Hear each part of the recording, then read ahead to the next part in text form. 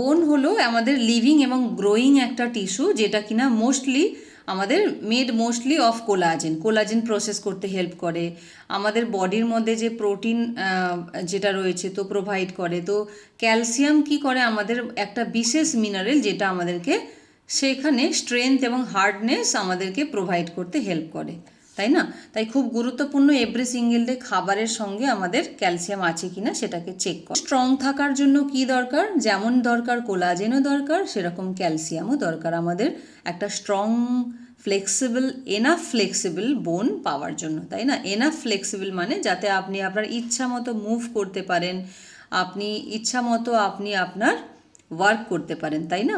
তো enough flexible থাকার জন্য, যথেষ্ট স্ট্রং থাকার জন্য আমাদের এভরি সিঙ্গেল ডে কম্বিনেশন দরকার কোলাজেন এবং ক্যালসিয়াম, যেখানে 99% অফ আওয়ার ক্যালসিয়াম কোথায় থাকে আমরা বললাম, 99% বোন আমাদের ক্যালসিয়াম আমাদের বোন এবং দাঁতের মধ্যে থাকে এবং হাড়ের মধ্যে থাকে, তাই না? মাত্র 1% যেটা আমাদের ব্লাডের মধ্যে থাকে। তো সেই জন্য আমাদেরকে কিছু সিম্পল স্টেপ রয়েছে যাতে করে আমরা একটা হেলথিয়ার বোন পেতে পারি, রাইট?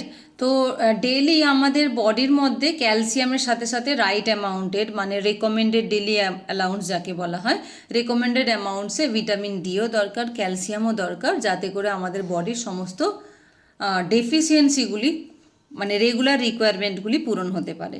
যদি আমরা লো ইনটেক করি, আমাদের বডির মধ্যে যদি ক্যালসিয়ামের ডেফিসিয়েন্সি হয়, তাহলে অনেক রকম সমস্যা হতে পারে। যেমন ফার্স্ট অফ অল সবাই কম বেশি জানেন যে হাই চান্স অফ অস্টিওপোরোসিস থাকে, তাই না? অস্টিওপোরোসিস হওয়ার সম্ভাবনা বেড়ে যায় তাতে করে। এবং তাছাড়াও দেখা যাচ্ছে যে এক্সপার্ট কমিটিজ রেকমেন্ড করছে যে পার ডে অ্যাটলিস্ট মেল বডির জন্য 2.5 পার গ্রাম মানে 100 ইউনিটস এতটা পর্যন্ত আমাদের বডির মধ্যে পার ডে আমাদের কি ইমপ্রুভ করার দরকার, রাইট? ইমপ্রুভ করার দরকার every single day. The expert committees recommended 100 units for the adult males and increase them later in 2005 to 200, মানে প্রথমে ছিল এটা 100 ইউনিটস, তাই না? এটাকে কোয়ান্টিটি বাড়িয়ে দেওয়া হয়েছে, তো কারণ আগের থেকে মানুষের ঘাটতিও বেড়ে গেছে সেই জন্য, তাই না? অভাবটাও বেড়ে গেছে সেই জন্য। তো এটা খুব গুরুত্বপূর্ণ আমাদেরকে মনে রাখা। সেম অ্যামাউন্টে আমাদের কিন্তু ক্যালসিয়াম আমাদের বডিতে অ্যাবজর্ব হওয়ার জন্য আবার ভিটামিন ডিও দরকার থাকে। সবার বয়স, সবার মানে কাজের ভেরিয়েন্স, এই সব কিছুর উপরেই অবভিয়াসলি ডিপেন্ড করে। যারা মানে বয়স বাড়ছে তাদের তো দরকার হয়ই, আর তাছাড়াও নর্মালি সব মানুষের বডিতেই দরকার। আর তার সাথে সাথে যখনই আমাদের বয়স বেড়ে যায়, ভিটামিন ডি এরও অনেক বেশি রিকোয়ারমেন্ট বেড়ে যায়। তো সেই জন্য খুব গুরুত্বপূর্ণ, আমাদের শুধুমাত্র ক্যালসিয়াম একা একা কিন্তু বডির মধ্যে অ্যাবজর্ব হতে পারে না। আমাদের বডির মধ্যে ক্যালসিয়াম অ্যাবজর্ব হওয়ার জন্য এনাফ কোয়ান্টিটিতে ভিটামিন ডিও জরুরি হয়। এখন ভিটামিন ডি আমরা কোথা থেকে পাই? সবাই জানি সূর্যের আলো থেকে পাই, তাই না? সূর্য থেকে পাই।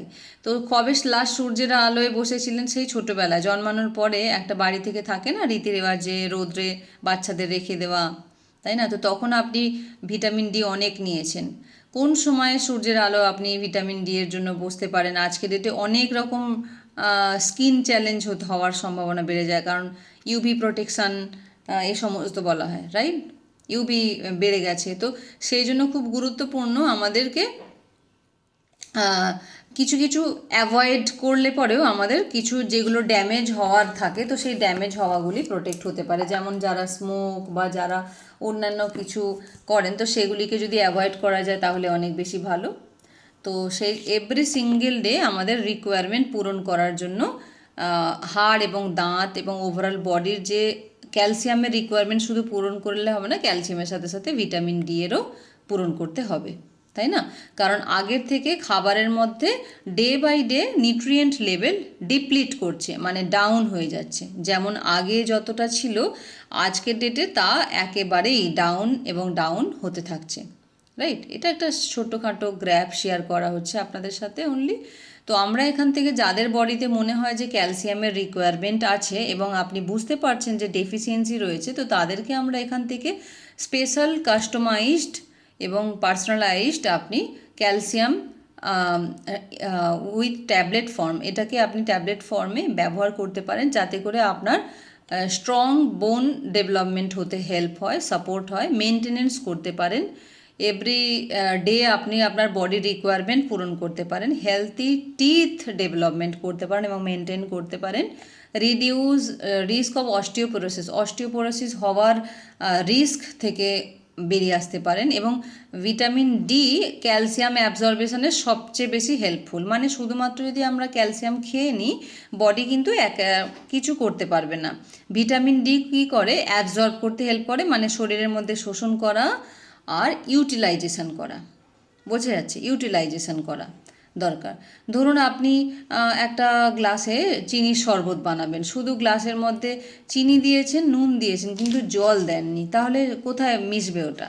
ব্যাপারটা এরকম, তাই না? তো শুধুমাত্র ক্যালসিয়াম খেলে ও অমনিই পড়ে থাকবে, কাজ হবে না। তো তার সাথে ভিটামিন ডি দরকার যাতে বেটার অ্যাবজর্বেশন হয় এবং ইউটিলাইজেশন হয়, মানে কাজে লাগে, এবং আমাদের ব্লাড প্রেশার নর্মাল রাখতেও হেল্প করে, রাইট? কোলন ক্যান্সারের রিস্ক কম করতেও হেল্প করে, বিভিন্ন রকমের পিএমএস মানে প্রি মেনস্ট্রুয়েশন সিনড্রোম এগুলোকেও কম করতে হেল্প করে। তো এত রকম বেনিফিটস আমরা শুধুমাত্র ওয়ান সিঙ্গেল নিউট্রিয়েন্ট থেকে পেতে পারি। তো এভরি সিঙ্গেল ডে আমাদের ক্যালসিয়ামের রিকোয়ারমেন্ট পূরণ করার জন্য আমরা এরকমই একটা স্মার্ট নিউট্রিশনের সহযোগিতা নিতে পারি, তাই না?